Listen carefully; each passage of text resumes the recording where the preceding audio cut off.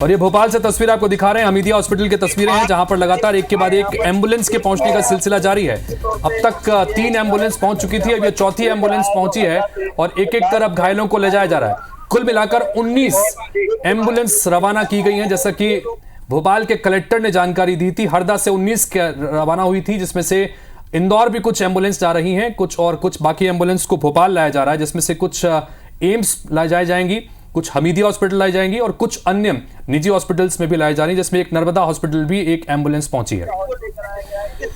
बिल्कुल हितेश जी, और लगातार देखिए तस्वीरें जो हैं वो हम लगातार दर्शकों को अपडेट भी करते जा रहे हैं, लेकिन निश्चित तौर पर बहुत ही विचलित कर देने वाली ये तमाम तस्वीरें हैं।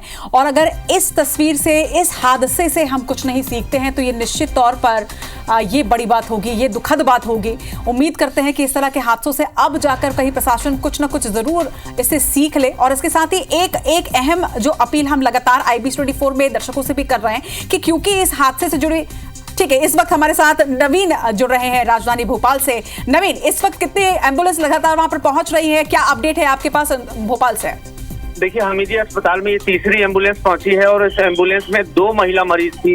एक का नाम अभी हमें जानकारी मिली है, उनका नाम पीर बी है और दूसरी महिला मरीज को अभी उतारा जा रहा है। फिलहाल 3 एम्बुलेंस अब तक पहुंच चुकी हैं और 3 एम्बुलेंस में 4 मरीज घायल मरीज पहुंचे हैं। लगातार एम्बुलेंस के आने का सिलसिला जारी है और जैसे अभी खबर मिल रही है हमें कि रास्ता क्लियर कराया जा रहा है ताकि दूसरी एम्बुलेंस भी यहाँ पर आ सके। तो फिलहाल ये तीसरी एम्बुलेंस पहुंची है और यहाँ से मरीज को उतारने के बाद तुरंत हरदा के लिए दोबारा रवाना हो रही है। तो ये बड़ी दर्दनाक तस्वीरें हैं। अब पूरा अस्पताल में जितने भी मरीज हैं वो भी दूसरे मरीजों को, इस हादसे के पीड़ित मरीजों को देखकर घबरा रहे हैं। और हम भी मतलब ये जो तस्वीरें हैं बड़ी विचलित करने वाली तस्वीरें हैं। किसी महिला ने अपना हाथ खो दिया है इस हादसे में, किसी महिला ने अपना पैर खो दिया है इस हादसे में और लहूलुहान पूरा शरीर है। और जिस तरीके से उनको हरदा से यहाँ लाया गया है, लगभग 2-2.5 घंटे का ट्रैवल करके मरीज को यहाँ पहुंचाया गया और अस्पताल प्रबंधन की कोशिश है कि बेहतर से बेहतर इलाज मिले, इसलिए ग्रीन कॉरिडोर बनाया गया लगभग 7 किलोमीटर में के दायरे में। और इन सब के बीच नवीन एक और अपडेट भी आ रहा है, जैसा बता रहे हैं कि ग्रीन कॉरिडोर बनाया गया है हरदा से भोपाल के बीच में। इन सब के बीच खबर यह है कि अब घायलों को एयरलिफ्ट भी किया जाएगा।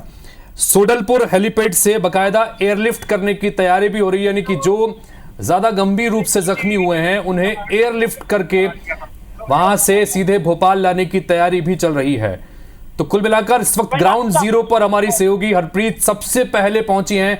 वहां की तस्वीरें बहुत हैरान करने वाली हैं, बहुत भयानक तस्वीरें, जानकारियां आ रही हैं कि बड़ी संख्या में वहां पर लोग दबे हो सकते हैं और अब वहां से अब मलबे को हटाने का काम शुरू हो रहा है। मरने वालों का आंकड़ा बढ़ सकता है, इस बात की आशंका जाहिर की जा रही है। दूसरी तरफ हमीदिया हॉस्पिटल, एम्स हॉस्पिटल और बाकी अन्य हॉस्पिटल्स में अब एक एक कर एम्बुलेंस के पहुंचने का सिलसिला लगातार जारी है।